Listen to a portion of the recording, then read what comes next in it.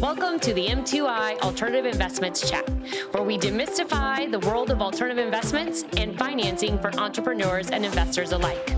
With these discussions, we hope you're more empowered to unlock new opportunities in your business or portfolio. Hello, and welcome back to M2I Alternative Investments Chat. I'm Erin, and this is Erica. Hello. And today we're going to be talking about Regulation CF and Regulation A. So let's go ahead and dive into it. So first off, what is the purpose of Regulation CF and Regulation A? Both of these aim to provide alternative pathways for capital formation, particularly benefiting smaller companies who may not have access to the traditional routes of capital formation. And they represent efforts by the SEC, our friend the SEC, to strike a balance between investor protection and fostering innovation and economic growth in the entrepreneurial ecosystem. So that's pretty exciting. We can jump into regulation crowdfunding, which as soon as I say crowdfunding, I think that starts to get people, they kind of know what crowdfunding is because it's kind of made a splash in the mainstream. Exactly. But, I think there are a lot of people who don't know what that is either. So Right. we definitely want to make sure we give all the information we can. Exactly. So Regulation CF, as it's also known, was introduced under the Jobs Act in 2012 and amended in 2015 to allow small businesses and startups to raise capital from accredited and non-accredited investors through online crowdfunding programs or platforms. This regulation aims to democratize access to capital, which is, kind of the whole name of the game that we mentioned just before. It helps broaden the pool of investors and allows them to participate in early funding stage rounds, which they might not have access to otherwise or prior to this regulation, and imposes limits on the amount that can be fundraised annually. So this actually allows companies to raise up to $5 million in a 12-month period through online platforms. Yeah, that's still a good portion of money. So It's like, you don't need a ton, but definitely, like you said, going those traditional routes through banks might not be an option for these smaller companies. So this is a great way to do so. And also being able to do so online is kind of cool. Yeah. And I know that for crowdfunding, it is pretty much you have to do it on an online platform. Mm-hmm. So this is great because I think everyone lives online now. Yeah. So nobody really wants to, if you can do it online, I think that's really cool. Yeah, absolutely. And also, a lot of people have access to the internet. So again, that's just broadening up the access for people. If you have heard of a crowdfunding platform, it's likely going to be Kickstarter. I've definitely heard of that one. Yeah, a lot of people have heard of it. People get really excited about new products that pop up on Kickstarter and things that they can participate in and help fund. If you see a cool invention or a cool product that you want to help get off the ground, that's a great place to go. One product that you might actually be familiar with that got its start on Kickstarter is Oculus VR, those VR headsets that you look really, really cool walking around with on your head. But in 2012, they had a crowdfunding campaign that surpassed its $250,000 goal. Mm-hmm. And in 2014, Oculus was actually bought by Facebook, or Meta now, for $2 billion. So wow. It was hugely successful. And in 2024, my two nephews bought two Oculuses and run around our house looking very special. Yeah, exactly. Exactly, running into walls and stuff. Yes, yelling into the abyss. It makes me laugh. As an auntie, I love watching them. Yeah, so that's one that you can think about as an example. Erica, I'm hoping that you could touch on some of the key features of Regulation CF. Yeah, so with regulation crowdfunding, there are some investor eligibility, great things that happen there. So you don't have to be an accredited investor. You can have accredited and non-accredited investors to participate in these offerings. So again, that pool opens up. So you've got a lot more people. It's not just to those high net worth people. Mm-hmm. And then you want to, like we mentioned earlier, it is online platforms or portals only. So that's really great. So it's conducted through an SEC registered intermediary, mm-hmm. Which is really cool. Again, you don't have to leave your couch. You can kind of do it online. So that's really, really cool. Mm-hmm. Other things, there are disclosure requirements. Varies based upon the amount being raised. Mm-hmm. So I think we talked about it briefly last time, but every single time the SEC has different rules and regulations. So you have to follow those. And with crowdfunding, they are a little bit different. So you do want to make sure you're following, depending upon how much you're going to raise for your offering, to make sure you're filing correctly. There are investment limits.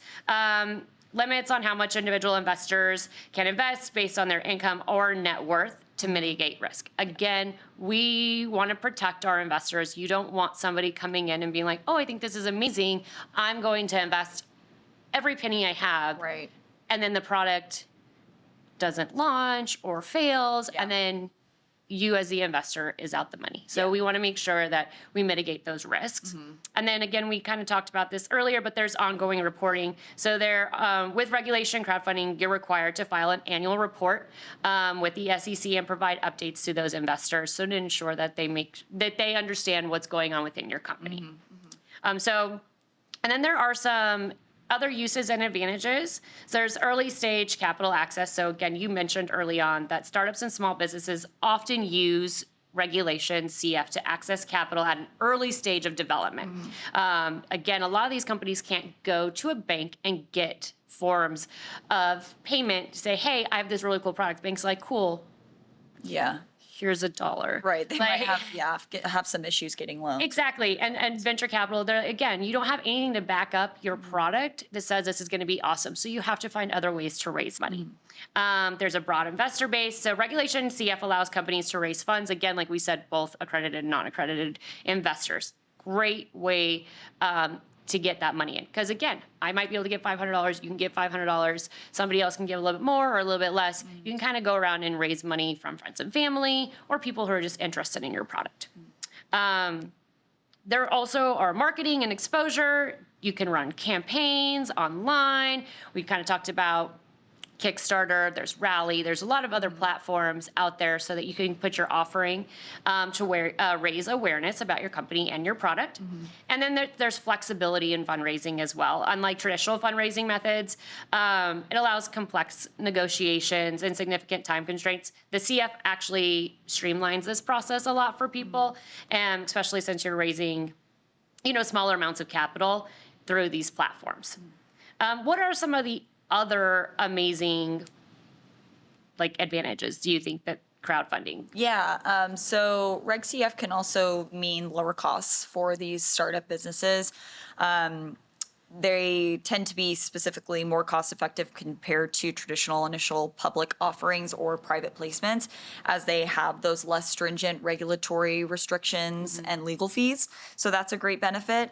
And also along those lines, they have great regulatory flexibility. So it allows them to raise capital without the extensive reporting and compliance obligations that are typically associated with those larger public offerings. So that's something that's definitely intriguing for these smaller companies who are trying to save some money. So we can kind of pop into the compliance and regulatory considerations since we're along that line. So as we've kind of mentioned, there are some disclosure requirements, certain disclosure requirements. They have to provide certain disclosures about their business, including financial statements and other material information to potential investors. So investors have a little bit more info about their company and what they're actually investing into. Yeah, that's pretty normal too. Very normal. And the actual level of disclosure varies depending on the amount being raised. So for offerings up to $107,000, financial statements certified by the principal executive officer are required. Okay. For offerings between $107,000 and $535,000, the financial statements need to be reviewed by an independent accountant. And for offerings above that, there needs to be audited financial statements unless the issuer has not previously sold securities under Regulation CF. So you can see there's just a quick little breakdown there. There's also some filing requirements. Issuers are required to file a Form C with the SEC before launching their crowdfunding campaign. And this is basically just letting them know what's happening. And this form includes information about the offering, the issuer, and the terms of securities being offered. Pretty standard Pretty standard. with the government needing to know everything about everything. Exactly. And you mentioned earlier intermediaries, and there are some requirements for intermediaries. So platforms or intermediaries facilitating Regulation CF offerings must be registered with the SEC or FINRA, which is the Financial Industry Regulatory Authority. So that's another one that you'll hear a lot along with the SEC, as funding portals or broker dealers. So these need to be legit, registered online platforms. It's not some random website. Website you just go to and accidentally give your money to. Sorry, exactly. Thelma, thanks for your money. Yeah, Never- exactly. Never to be seen again. That makes sense. Yeah, and they are responsible for conducting due diligence, ding, ding, ding, on issuers and ensuring compliance with regulatory requirements. There's also some annual reporting obligations. Believe it or not, even though we're talking a lot about reporting and these certain things you have to file, it's still less than some other offerings Public that are out offerings in there. general, yeah. So issuers must file an annual report, which is called a Form C-AR through the SEC's Electronic Data Gathering, Analysis, and Retrieval. It's called EDGAR. It's a cool acronym. System within 120 days after their fiscal year. And this information includes information about the issuer's financial condition, results of operations, changing in ownership and capital structure if there is any, Okay. Financial statements certified by the principal executive officer. And like we mentioned, must be filed 120 days after the end of the issuer's fiscal year. Again, government needs to know all the things that they need to know. But again, some of this is for the investors' benefit as well to ensure that we're protecting them and their investments. Yeah, of course. And the SEC can make sure there's not anything shady going on. Right. So Erica, I'm hoping you can tell us a little bit about Regulation A. Absolutely. So Regulation A, also known as Regulation A+, like myself, A+, student, is a framework established by the U.S. Securities, the SEC, that facilitates capital raise for smaller companies through public offerings. It was introduced under the Title IV of the Jobs Act in 2015 and offers an alternative to traditional IPOs, which is the, public offerings and private placements. So companies can raise up to $75 million annually. So there's some really cool key features with Regulation A, and that's accessibility.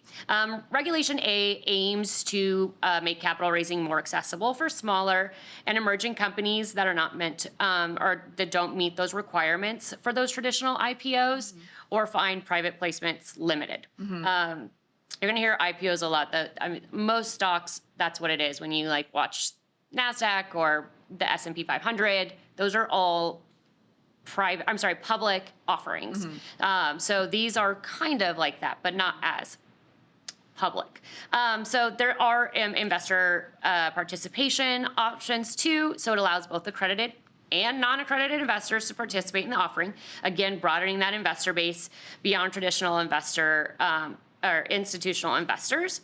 And then there are also two different tiers under Regulation A, which is really cool. So tier 1, you can raise up to $20 million in a 12-month period with less stringent requirements.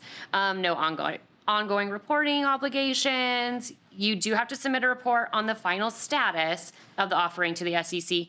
And you're subject to state securities, those blue sky laws that we talked about last time. So sometimes those states require, every state's a little bit different, so you got to make sure you're following all the state laws.